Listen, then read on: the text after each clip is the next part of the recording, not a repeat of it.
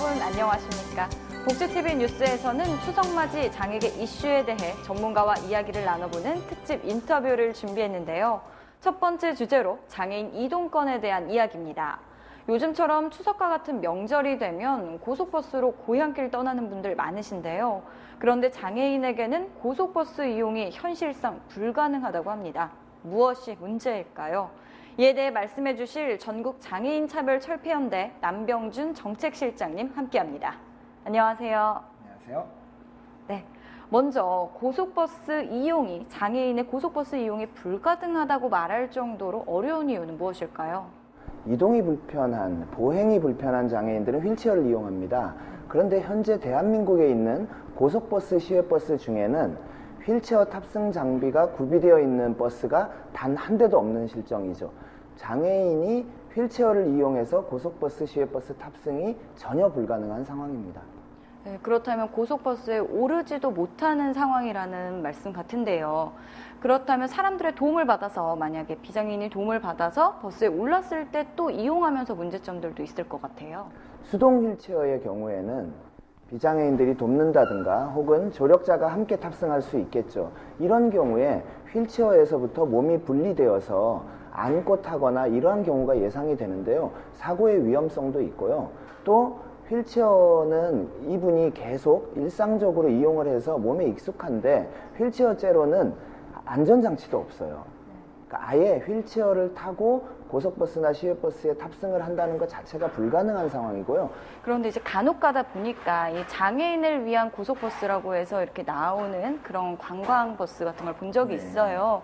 그런 데를 이용하는 데 있어서는 편의시설이 충분히 돼 있다고 볼 수 있을까요?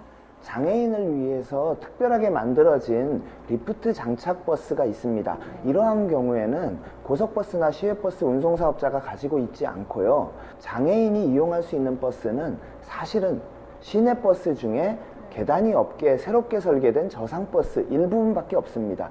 그런데 저상버스 방금 말씀해 주셨잖아요. 그렇다면 이 장애인이 이용할 수 있는 저상버스 같은 경우에는 또 이용할 때 뭐 휠체어락이나 이런 것들이 구비되어 있다고는 들었는데 이용할 때 또 다른 문제점은 없는지도 알고 싶어요. 전국에 있는 시내버스 중에 작년 현황 보면은 약 13%에서 16% 정도가 전국적으로 시내버스의 저상버스 현황입니다.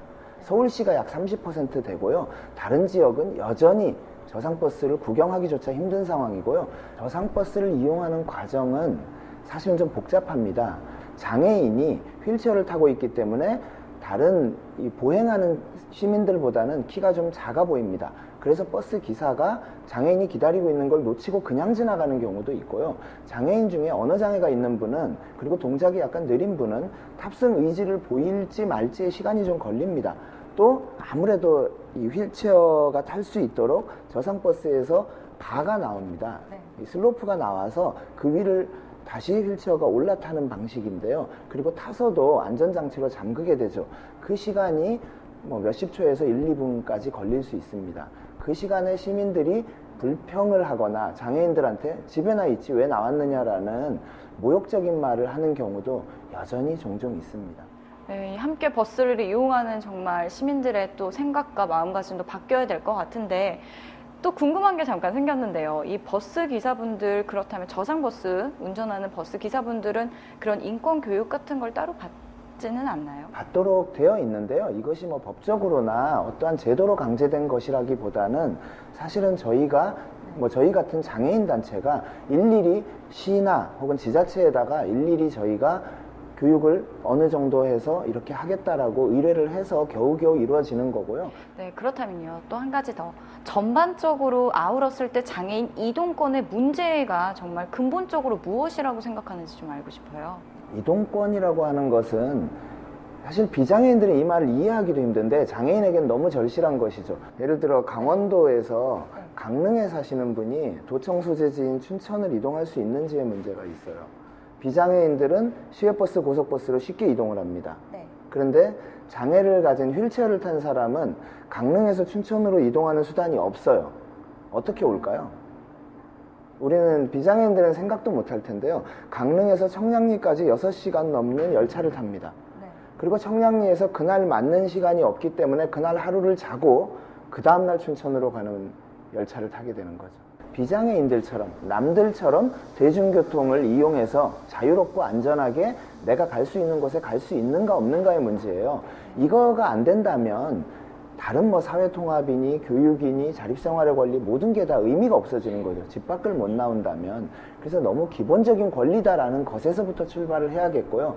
여전히 많은 사람들은 불쌍한 장애인들을 위한 특별한 시혜 정도로 인식하는 분들이 많은데, 이거는 사실은 사회가 뭐 유모차도 그렇고요, 노약자들도 그렇고 모든 사람이 더 안전하고 편리하게 이동할 수 있는가의 문제예요.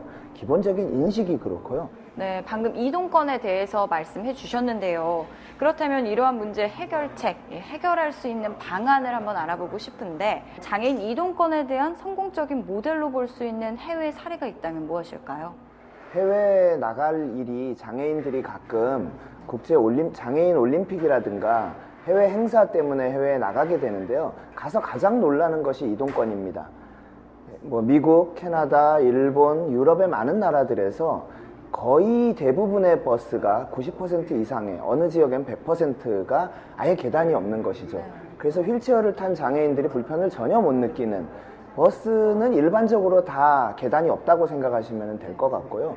택시의 경우에도 휠체어를 탄 채로 탑승이 가능한, 우리는 중형 버스에도 휠체어 탑승은 불가능하거든요. 그런데 중형 택시에도요. 근데 해외에는 택시도 휠체어를 탄 채로 탑승이 가능한 택시들이 많이 있다는 것에 매우 놀라죠. 건물이나 열차, 무슨 여객 터미널 이런 곳은 말할 것도 없고요. 공원, 이런 대중적인 공간은 당연한 것이고, 대중교통 체계, 교통수단 자체의 장애인 접근권이 우리와 비교도 안 되게 많은 나라들이 잘 되어 있는 걸 보고 한국의 장애인들이 많이 느끼기도 하고, 그래서 다시 돌아와서는 이런 이야기를 합니다. 아, 외국에 나갔더니 나는 장애인이 아니더라 라는 이야기를 해요. 이것은 사실은 우리 환경이 그만큼 장애인들의 삶을 더 힘들게 만들고 있다라는 반증이겠죠.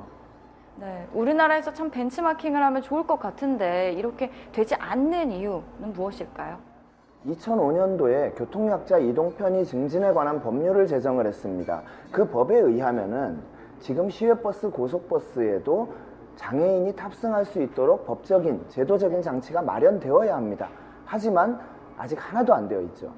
사실은 이 법에 준수해야 할, 이 법을 그대로 이행만 해도 장애인의 이동권의 환경은 지금보다 훨씬 좋아질 겁니다. 시내버스, 시외버스, 고속버스 등에도 저상버스와 그리고 장애인 이동 장치를 마련하도록 법에 강제가 되어 있는데 안 하고 있을 뿐입니다.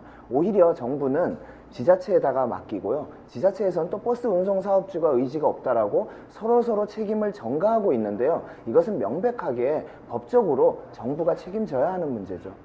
네, 방금 이 정부의 책임이라고 말씀해 주셨는데, 그렇다면 마지막으로 이 장애인 이동권 문제에 대한 해결책 무엇일까요? 많은 시민들, 국민들의 생각부터가 장애인의 이동권을 보편적인 권리로서 이해를 해 주셨으면 좋겠고요. 그리고 정부는 이 법에서 정해져 있는 정부의 책임이 있습니다. 고속버스, 시외버스도 예외가 아니고요. 장애인의 접근을 보장해야 할 의무가 있습니다. 건물, 그리고 공공시설 등등은 말할 것도 없고요. 교통수단에도 장애인이 접근하는 것은 당연한 권리입니다. 이것을 국민들도 권리로 인식하고 정부도 이 권리를 지켜야 하는 의무를 명백하게 이해하고 그것을 이행했으면 좋겠습니다. 네, 이 정부와 또 개개인의 그 장애인이 이용할 수 있다는 권리라고 인식하는 것이 가장 중요하다고 말씀해 주셨는데요. 네. 정말 기본적이고 당연한 것인데 지켜지지 않는다는 사실이 좀 안타깝다고 생각이 듭니다.